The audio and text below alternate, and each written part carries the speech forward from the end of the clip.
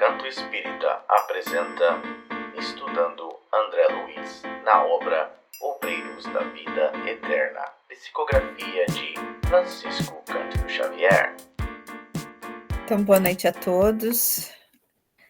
Vamos então dar continuação ao nosso estudo do livro Obreiros da Vida Eterna. Estamos no capítulo 10, mas antes da gente continuar, eu vou pedir ao Leandro para fazer a nossa prece inicial, por favor. Okay. Então, convido a todos, aqueles que possam, a fechar os seus olhos, levar o pensamento a Deus, a Jesus, a espiritualidade maior aqui presente, que sempre nos acompanha em todos os momentos das nossas vidas.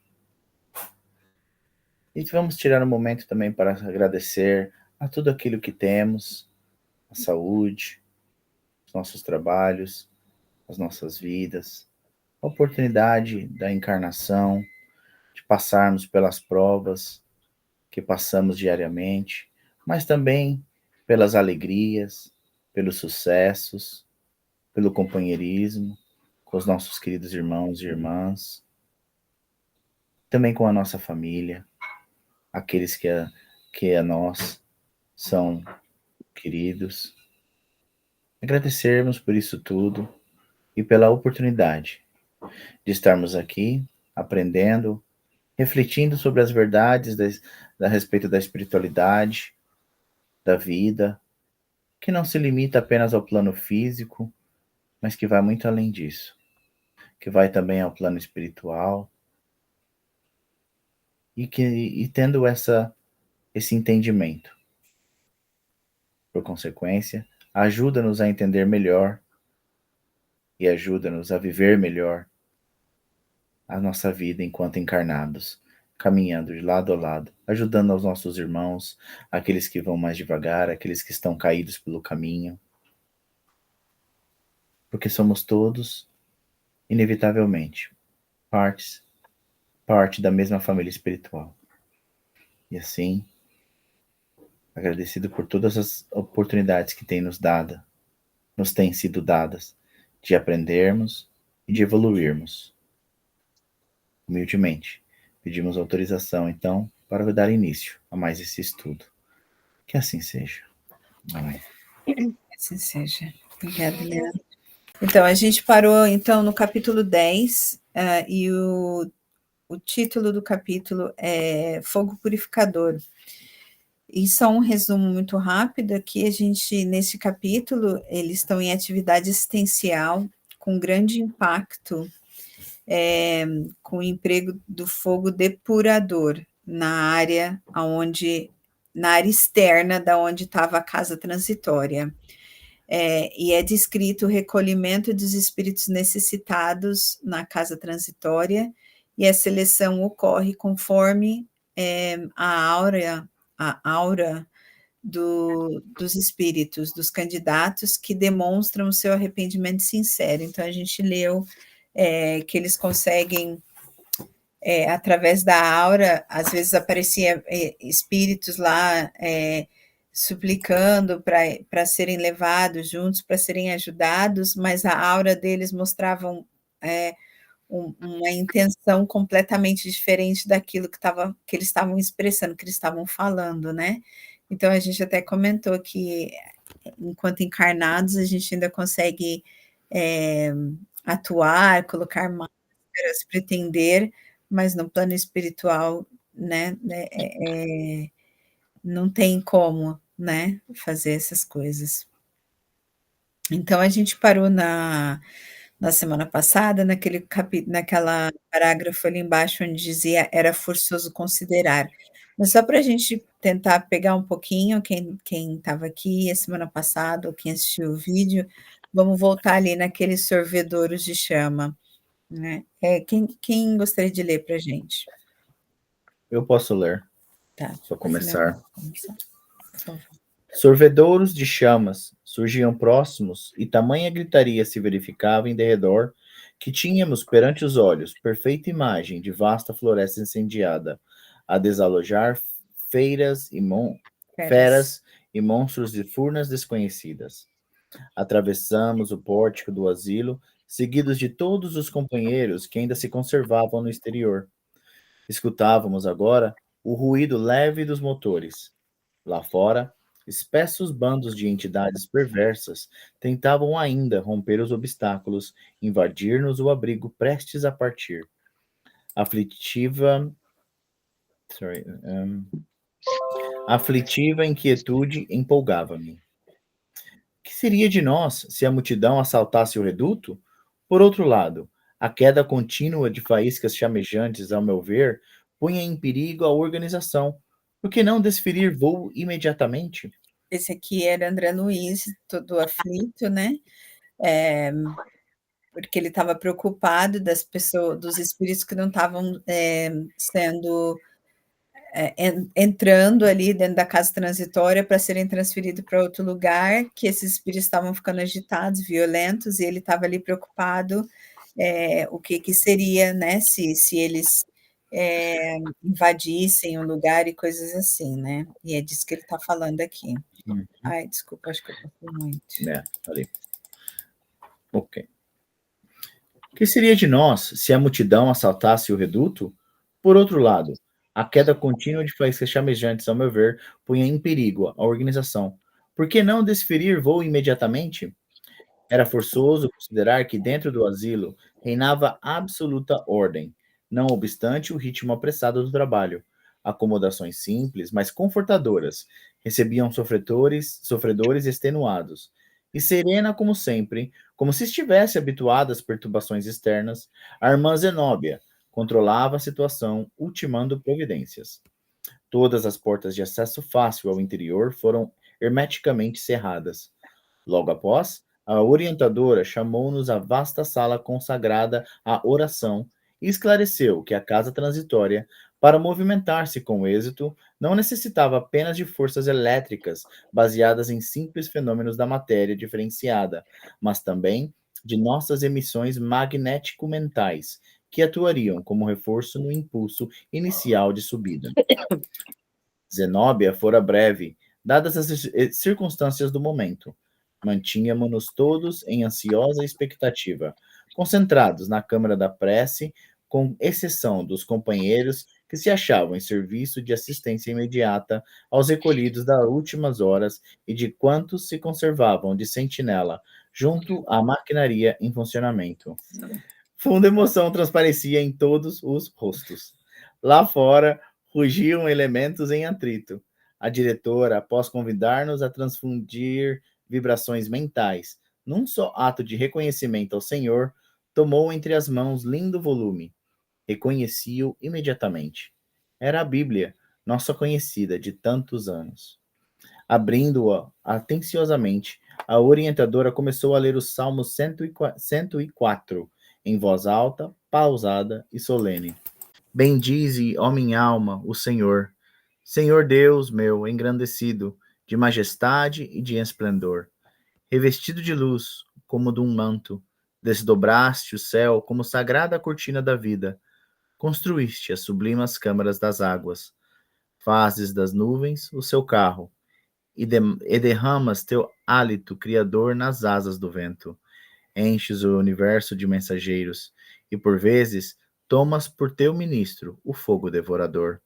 Fundaste-nos a casa terrestre em bases seguras, garantindo-nos a vida em séculos de séculos. Destele abismos e píncaros por vestidura. Santificaste as águas para que se elevem sobre os montes. Mas, a tua voz de comando, todos os elementos se transformam. Porque, se envias a música da manhã, envias igualmente o trovão destruidor. Elevam-se montanhas, descem vales, ao lugar que lhes marcaste. Sem que ultrapassem seus limites, fazes sair, Senhor, as fontes dos vales, fertilizando os montes. Dás de beber aos animais do campo e sacias a sede às plantações silvestres, onde as aves do céu guardam seu ninho, louvando-te dia e noite.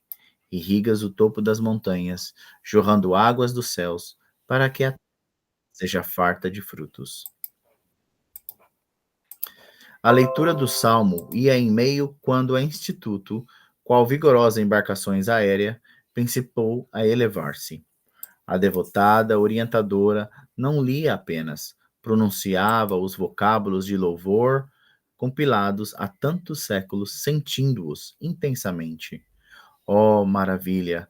Tamanha era a comoção com que se dirigia, humilde e reverente ao Senhor do Universo, que o tórax de Zenóbia parecia misterioso foco resplandecente. Contagiados pela sua fé ardorosa, uníamo-nos na mesma vibração. O oratório encheu-se de profusa claridade.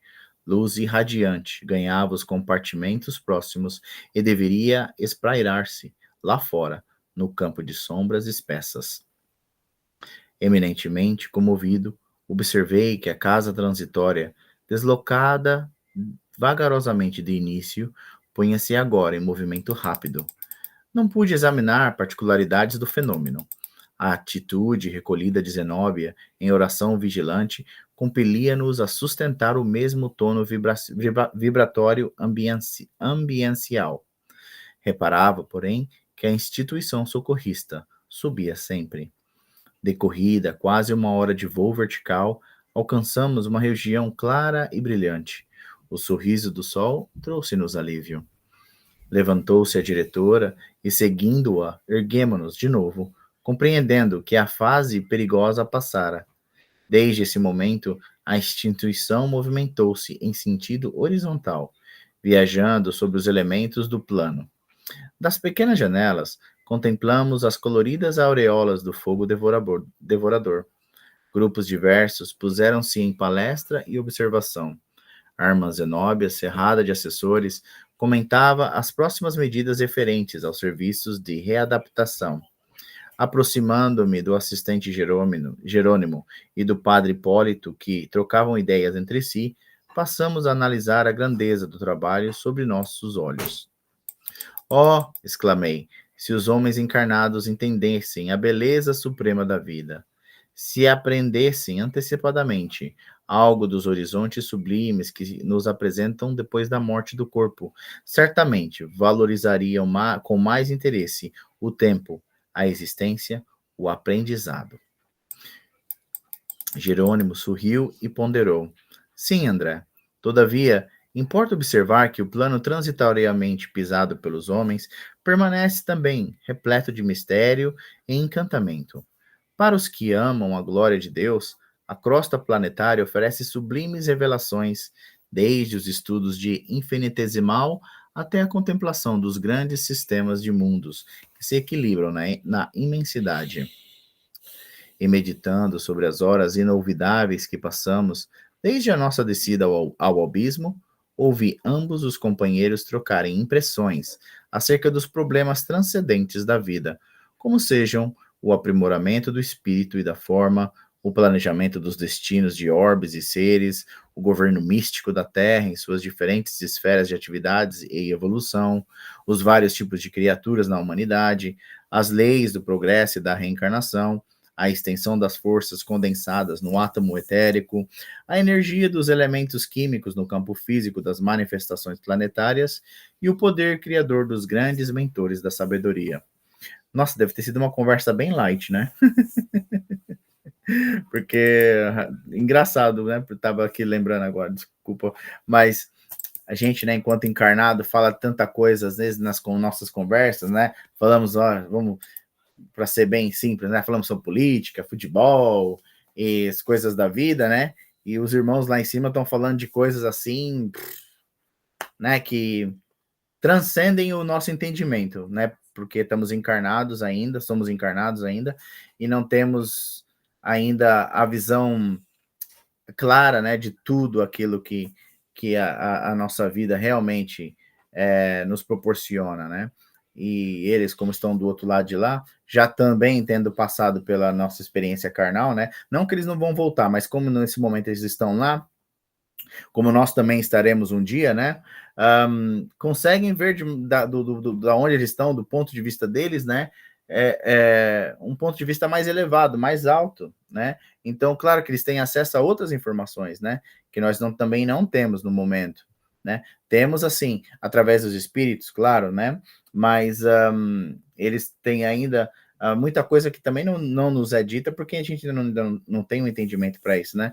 Então, achei bem interessante, né? O tipo, esses tópicos de conversa, né? Porque realmente são coisas que a gente ainda tem muito, que mostra para nós, né? Que ainda temos muito a aprender, né? Da vida espiritual também, não só da vida material, mas também da vida espiritual. Alguém mais quer comentar alguma coisa? Ou tá tudo bem? Ok, continuando então.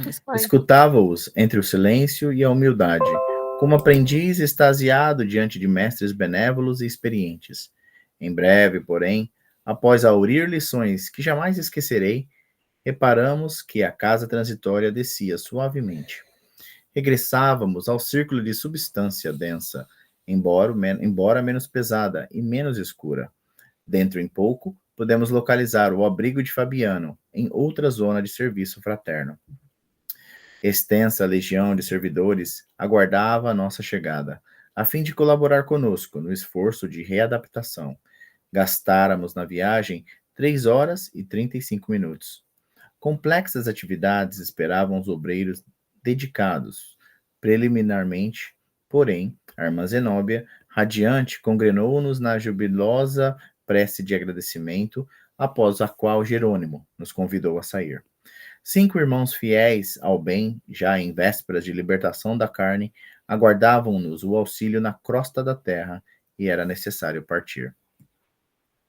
Acho que é o final do capítulo. Peraí, 5 irmãos fiéis ao bem, já em vésperas de libertação da terra. Da carne. Tá. Esse foi os irmãos que eles, na verdade, começaram esse livro, começou todo deles se juntando para ir ajudar esses 5 irmãos a desencarnarem. Yes, esse foi o final do capítulo. Uma coisa que eu quero falar também que eu achei super interessante é o fato, né, da casa transitória. Nós já sabíamos, né, que ela se locomove no espaço, né, e vai de uma região a outra, né. Mas eu acho bem interessante isso porque não há nada assim equivalente a esse tipo de coisa aqui, assim, né? Porque na Terra, né, enquanto na Terra material,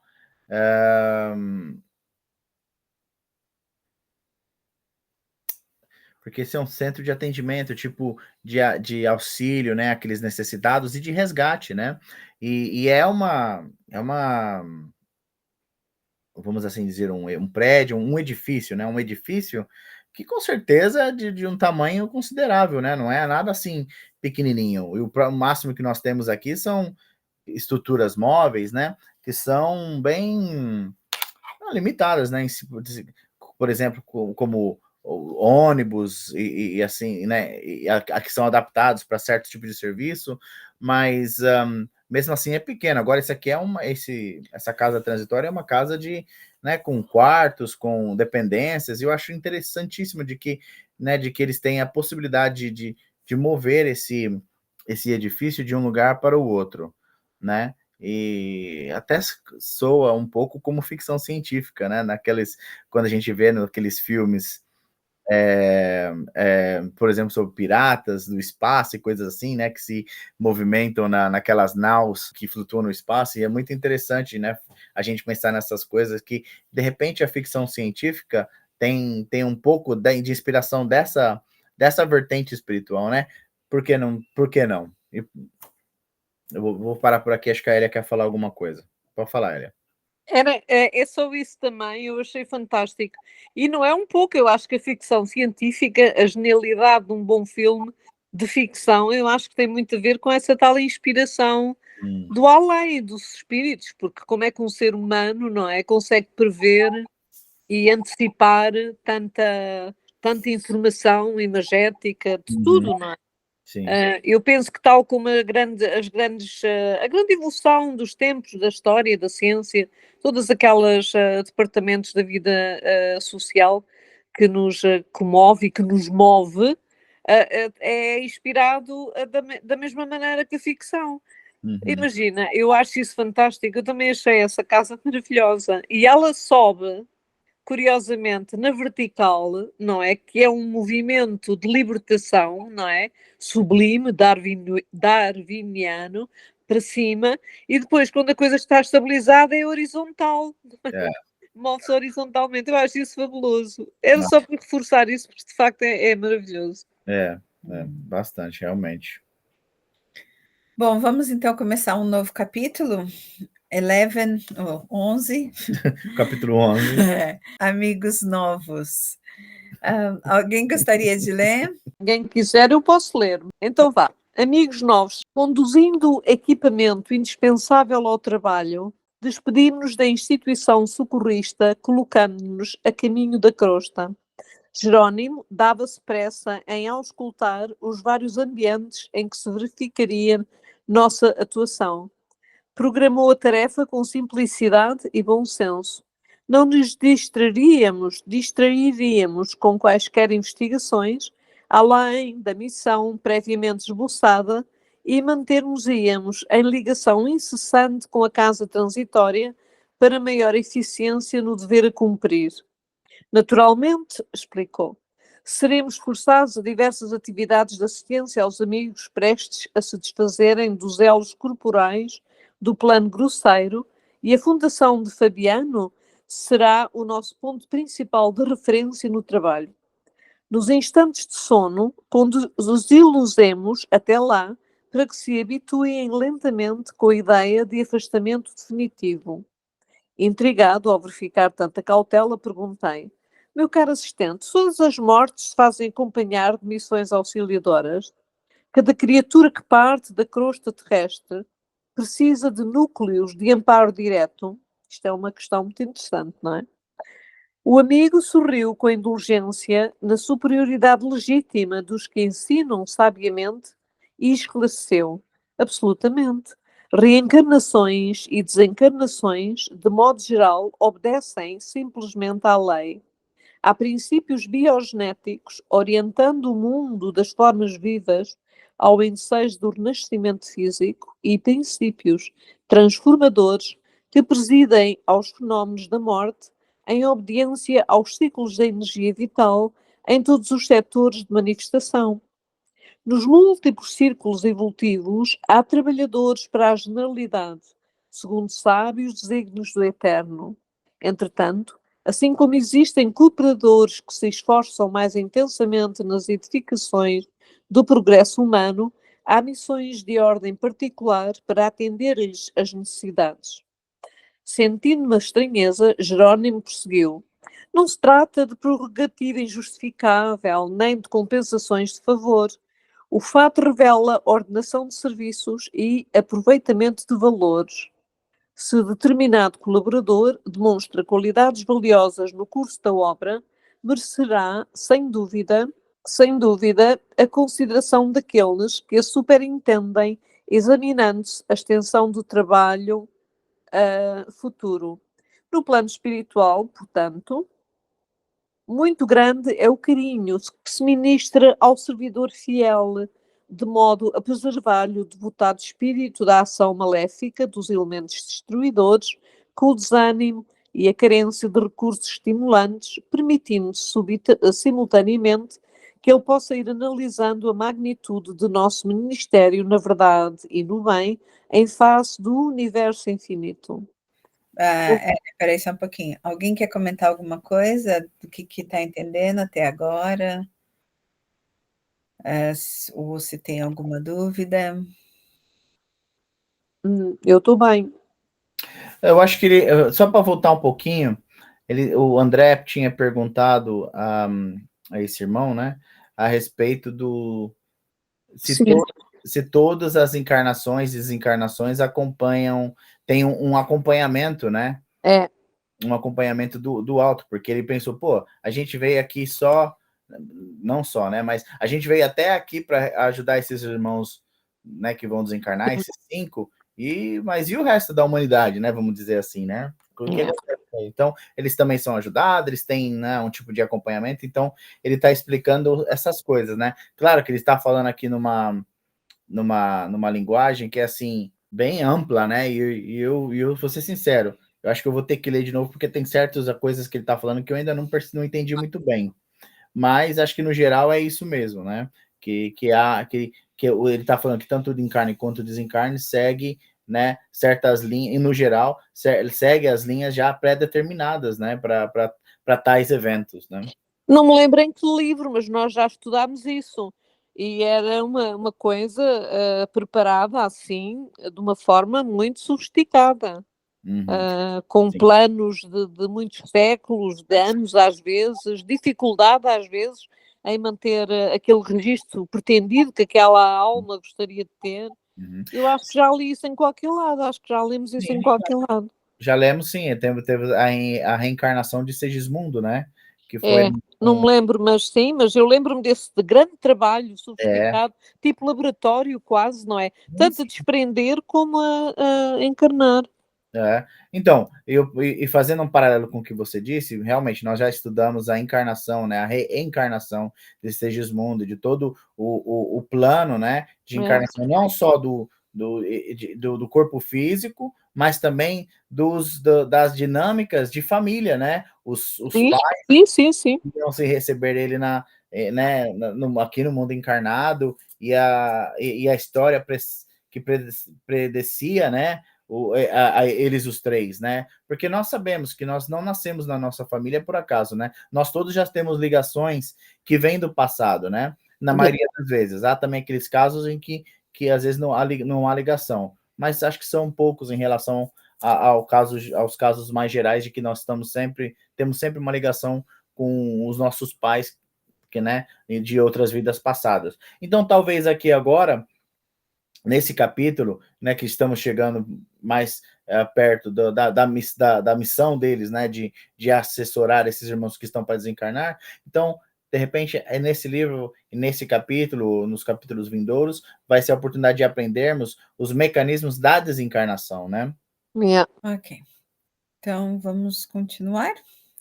Ouvindo-lhe a elucidação, lembrei-me instintivamente dos tipos apostólicos que conhecera na experiência humana. Não haverá contradição no esclarecimento? Isto, quem está a perguntar isto é o André Luís. Ouvindo-lhe a elucidação, lembrei-me instintivamente dos tipos apostólicos, não haverá contradição no esclarecimento.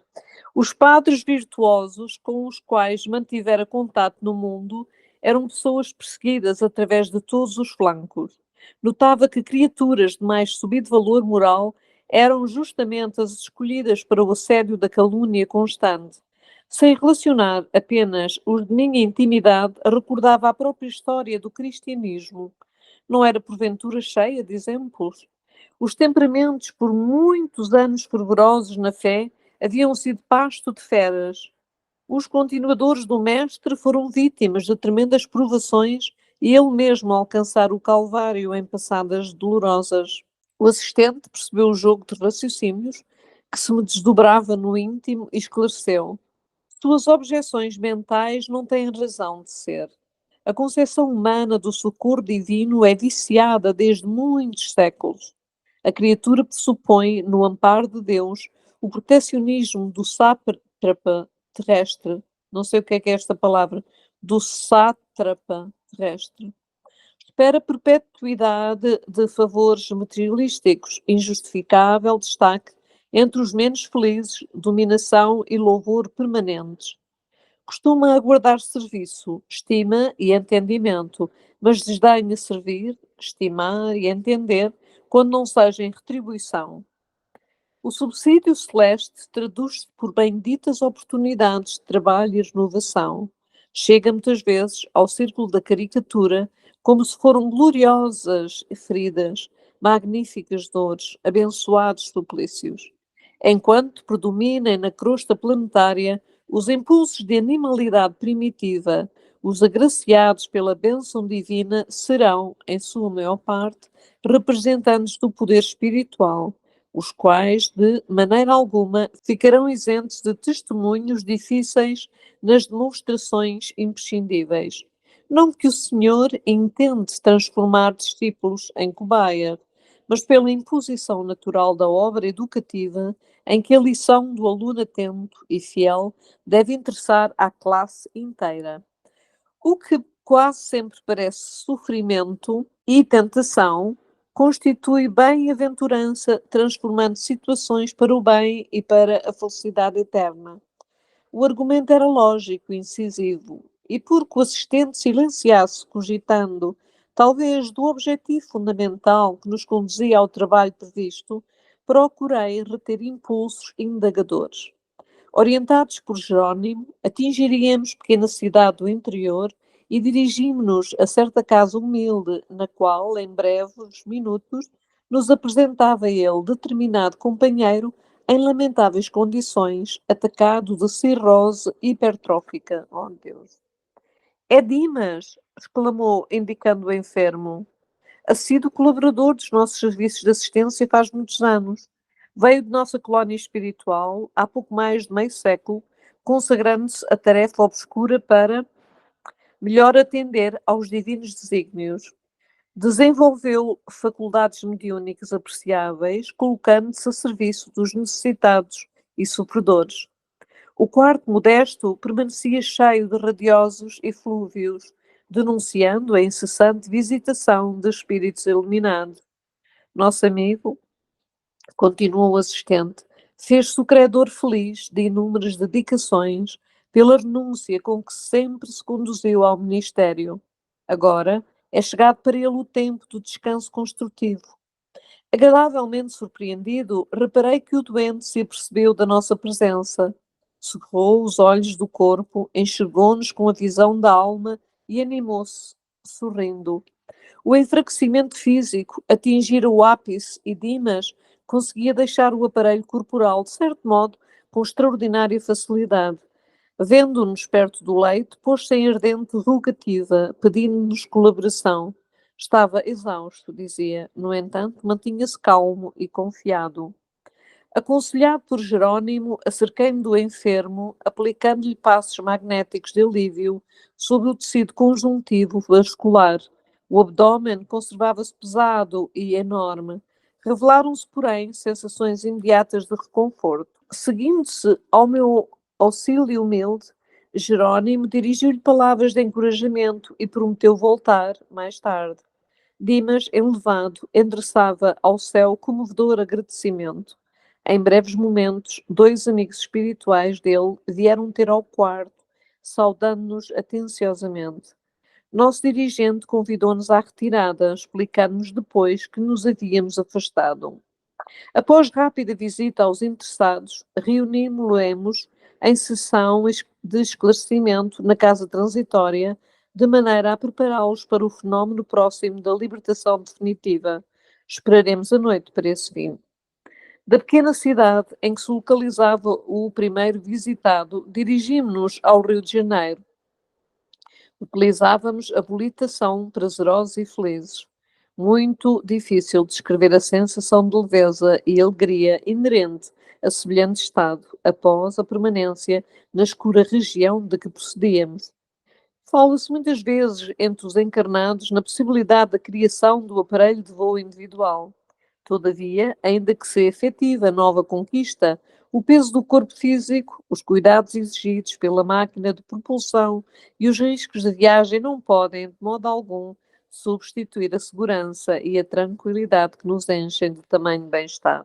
Interessante isto, não é? Nunca estamos longe desta como é que se diz? Volatilidade que eles têm, que os espíritos têm, não é? Sim. Alguém quer falar alguma coisa antes da gente continuar? Sim, eu quero só explicar aquela palavra que você leu, Hélia, sátrapa. O que é isso? É um substantivo masculino que descreve homem poderoso, déspota, dominador.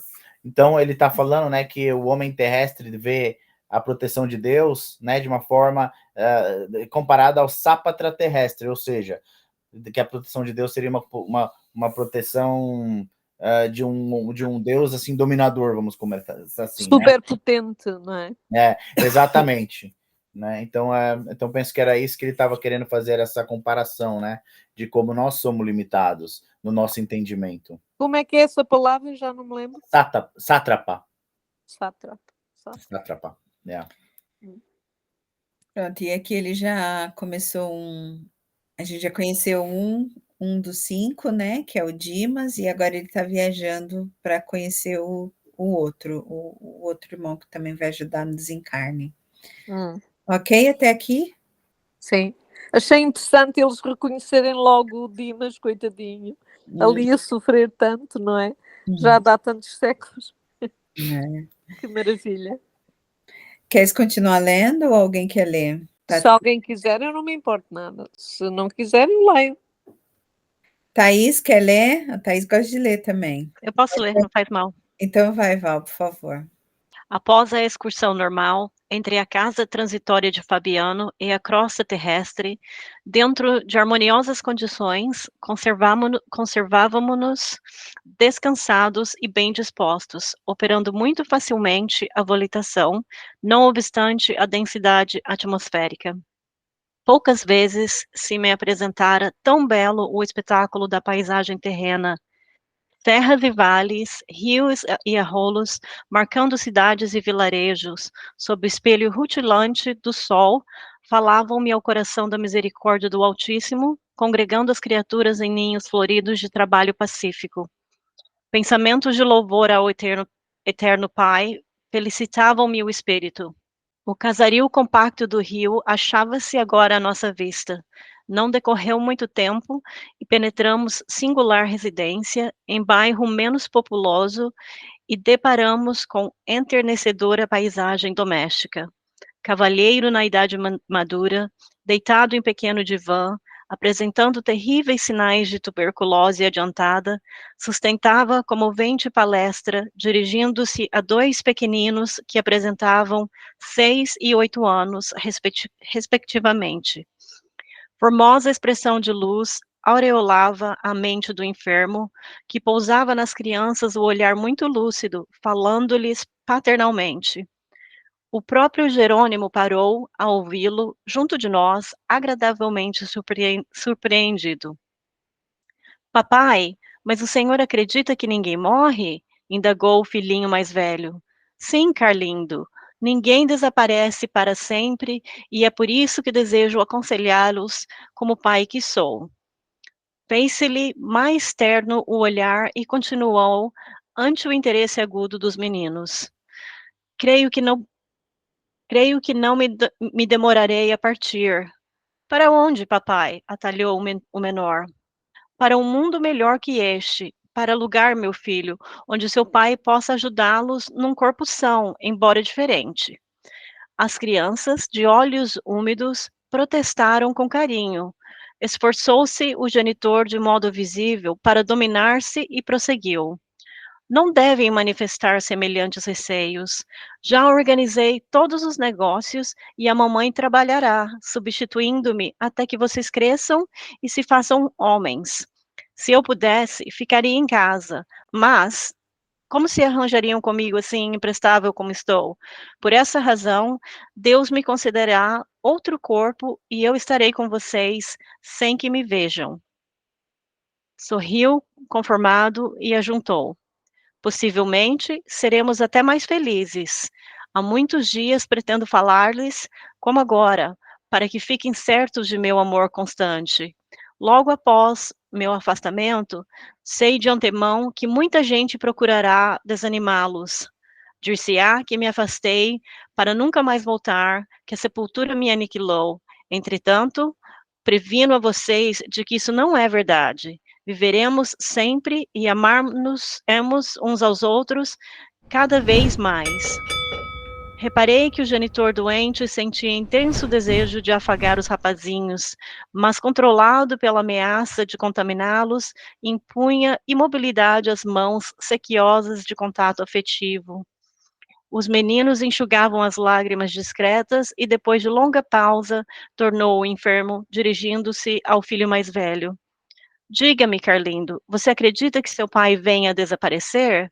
Admite, porventura, que nosso amor, nossa união em casa, que nosso carinho e entendimento sejam apenas cinza e nada? Dominou-se o pequeno, a fim de parecer valente, e respondeu: Eu acredito, como o senhor, que a morte não existe.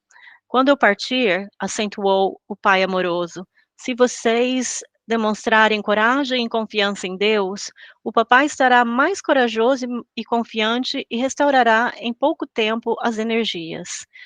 Houve comovente interregno, não sei, que o assistente Jerônimo não desejou quebrar, tal a significação moral da cena cariciosa. De olhos fixos nos rapazinhos, o extremoso genitor passou a considerar. Vai para 3 anos, instituímos nosso culto doméstico do Evangelho de Jesus.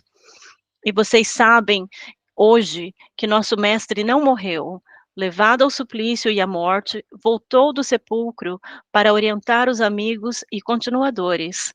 Ele, pois, nos auxiliará para que prossigamos unidos. Quando fizer a viagem da renovação, tenham calma e otimismo. Não chorem, nem desfaleçam. Com lágrimas não serão úteis à mamãe, que precisará naturalmente de todos nós.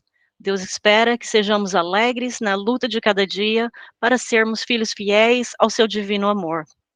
Nesse instante, apareceu a dona da casa, impondo modificações à palestra. Valeu-se Jerônimo da circunstância para intervir, apresentando.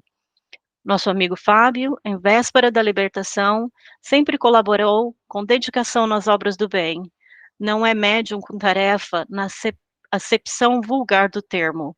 É, porém, homem equilibrado, amante da meditação e da espiritualidade superior, e em razão disso, desde a juventude tornou-se excelente administrador de energias magnéticas, colaborando conosco em relevantes serviços de assistência oculta. Vários mentores de nossa colônia têm em alta conta o seu concurso. Há muitos anos que se consagra ao estudo das questões transcendentes da alma e formou-se na academia do esforço próprio a fim de ser-nos útil. Livre de sectarismo, infenso às paixões e amante do dever, nosso irmão Fábio instituiu, desde os primeiros dias de matrimônio, o culto doméstico da fé viva, preparando a esposa, os filhinhos e outros familiares no esclarecimento dos problemas essenciais da compreensão da vida eterna. Em virtude da perseverança no bem que lhe caracterizou as atitudes, sua libertação ser-lhe-á agradável e natural. Soube viver bem para bem morrer. Aproximei-me do enfermo, perscrutando-lhe a situação orgânica. A tuberculose minara-lhe os pulmões, impressionando-me as formações cavitárias e os outros sintomas clássicos da terrível moléstia. Fábio, a rigor, não precisava apoio para a fé que nutria. Revelava-se tranquilo e confiante, e embora o abatimento natural em seu estado, ia ensinando aos seus inesquecíveis lições de coragem e de valor moral. Vamo-nos, chamou-nos o assistente. Nosso companheiro vai bem e dispensa-nos de maior colaboração. Saímos admirados com o exemplo entrevisto. Daí, a instantes, não sei, Jerônimo conduzia-nos a confortável apartamento em moderno arranha-céu de elegante bairro. Entramos. No leito, permanecia respeitável senhora de idade avançada, com evidentes sinais de moléstia do coração. Cercavam-na atenciosas 2 senhoras ainda jovens que a acumulavam de discretos cuidados. É nossa irmã Albina, explicou-nos o dirigente amigo, filiada a organizações superiores de nossa colônia espiritual. Tem inúmeros admiradores em nossa esfera de ação, pelo muito que vem fazendo na esfera do Evangelho. Permanece presentemente em serviço nos círculos evangélicos protestantes. Fez profissão de fé na igreja presbiteriana e, viúva desde cedo, consagrou-se ao labor educativo, formando a infância e a juventude no ideal cristão. Mais uma vez, maravilhou-me a grandeza da fraternidade legítima, imperante na vida superior. Não se buscava o rótulo das criaturas, não se cogitava em sentido particularista de seus títulos religiosos ou sociais. Procurava-se o coração fiel a Deus, ministrava-se amparo reconfortador e sem qualquer preocupação exclusivista. O assistente Jerônimo aproximou-se dela, tocou-lhe a fronte com a mão destra, e Albina, de semblante iluminado e feliz ao contato daquela mão bondosa e acariciante, exclamou para uma das companheiras que a assistiam: Eunice, dá-me a Bíblia, desejo meditar um pouco. Oh, mamãe, respondeu-lhe a filha, não será melhor descansar? Graças a Jesus, a dispneia cedeu e a senhora parece tão bem disposta. A palavra do Senhor dá contentamento ao espírito, minha filha. Suplicante ternura, acompanhou-lhe a expressão verbal e de tal modo que Eunice, vencida, apanhou o volume de sobre vasta cômoda e entregou-lhe. A respeitável anciã assumiu a adequada posição para a leitura. Recostou-se em travesseiros altos e, tomando os óculos, segurou firme o testamento divino. O assistente Jerônimo ajudou a abri-lo em determinado lugar, sem que a interessada lhe percebesse a cooperação. Patenteou-se-lhe o capítulo 11 da narrativa de João Evangelista, alusivo à ressurreição de Lázaro. A simpática velhinha leu pausadamente em voz alta, em alta voz. Terminando, exclamou comovidamente: agradeço ao nosso divino mestre a alentadora leitura que nos mandou. Praz aos céus possamos todas nós encontrar a vida eterna em Cristo Jesus. Assim seja. As filhas acompanhavam-na respeitosas. Jerônimo recomendou-me aplicar à doente passes de reconforto. Depois da operação magnética, observei-lhe a insuficiência cardíaca, oriunda de aneurisma em condições ameaçadoras. Dispunha-se o assistente a conversar conosco, evidenciando as formosas qualidades da enferma, quando alguém de nosso plano assomou à porta da entrada. Era dedicada amiga que vinha velar à cabeceira. Cumprimentou-nos bondosa, com encantadora simplicidade. Jerônimo explicou-lhe nossa missão. A interlocutora sorriu e considerou. Reconforta-nos a proteção de que nossa irmã é objeto. No entanto, creio que há forte pedido de prorrogação em favor dela. Todos somos de parecer que deva ser chamada à nossa esfera com urgência, para receber o prêmio a que fez jus. Todavia, há razões ponderosas para que seja amparada convenientemente, a fim de que permaneça com a família consanguínea na crosta por mais alguns meses. Teremos prazer em todo o serviço fraterno, acentuou Jerônimo, com afabilidade. Passaremos por aqui diariamente até que a tarefa termine. Vamos ficando por aqui, então, que só faltam mais 4 minutos. Uhum. Então, a gente aqui, só para fazer um resumo, ele já conheceu 3 dos 5 irmãos que vai ajudar no desencarne, né? O Dimas, Fábio e Albina, né? Albina, isso. E pronto, aqui a gente dá para entender que no caso dela, ela ainda vai ficar mais alguns meses, quando nos outros 2 parecem que eles já estão mesmo se desligando, né? E o caso dela foi pedido para que prorrogasse, acredito que vai explicar depois, mas a permanência dela ainda na carne por mais algum tempo. Alguém quer comentar alguma coisa sobre o capítulo que a gente leu antes, sobre esse capítulo, antes da gente acabar? Não, só que estamos a constatar que os três dos 5 são pessoas com alguma elevação espiritual, com algum vínculo, não é? Harmonioso com esta equipa de salvação. São amigos, são figuras familiares, não é? Sim, eu achei bastante interessante nesses 3 exemplos, é que Dimas é médium, né, ostensivo, então, nesse caso, espírita, Fábio digamos, espiritualista, vamos assim dizer, né, apesar que não fala que ele está ligado a alguma religião, mas ele tem entendimento da espiritualidade, né, e ele manipula as energias magnéticas, né, que muito ajudou o plano espiritual. Então, digamos que ele é um espiritualista. E Albina, ela é protestante, né, ou seja, é evangélica. Ela é evangélica. O que é muito interessante porque eu venho de uma família evangélica, né? E a gente,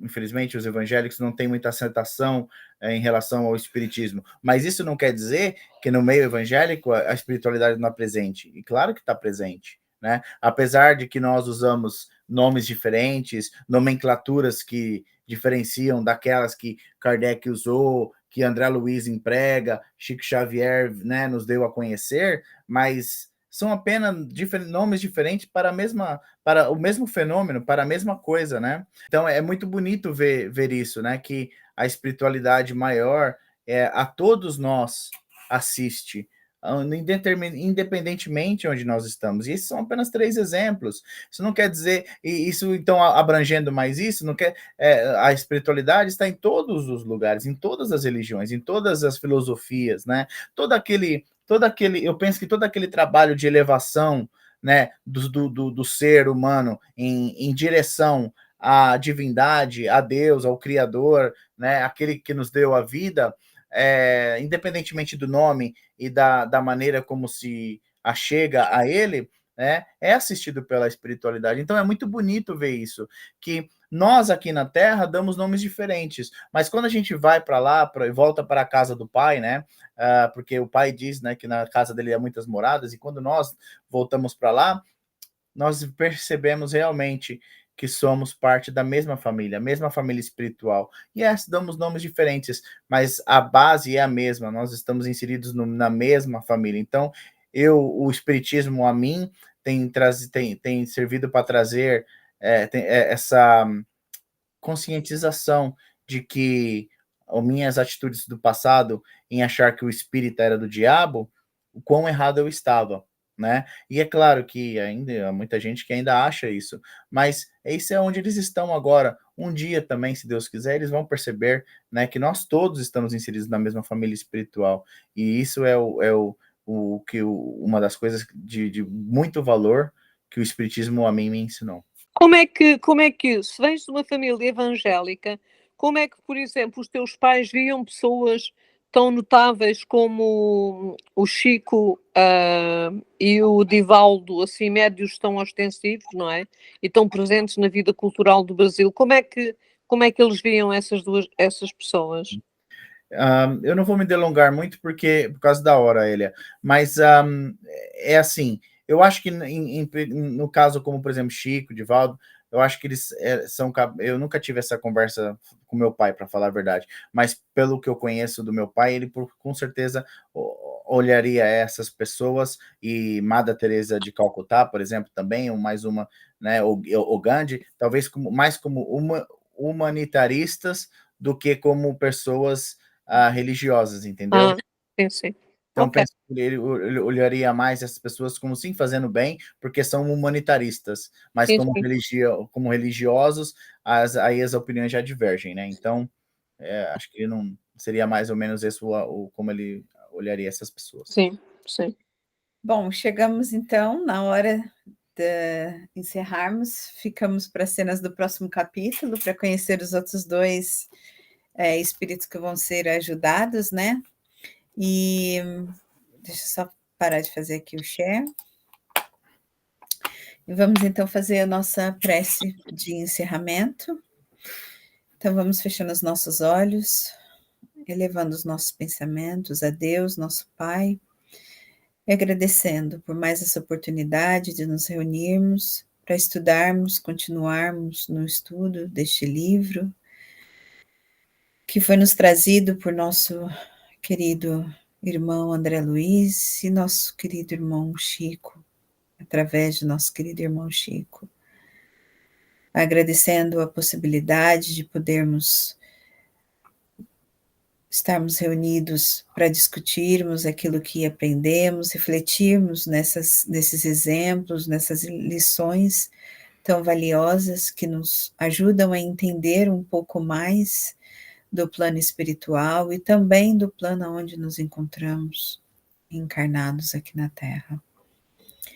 E assim vamos pedindo, vibrando por todos aqueles que nos acompanham, por todos que estão aqui presentes, por todos que nos acompanharão através do YouTube, pelos nossos irmãos desencarnados que também nos acompanham, vibrando muito amor, muito carinho e agradecimento por estarmos juntos nessa caminhada.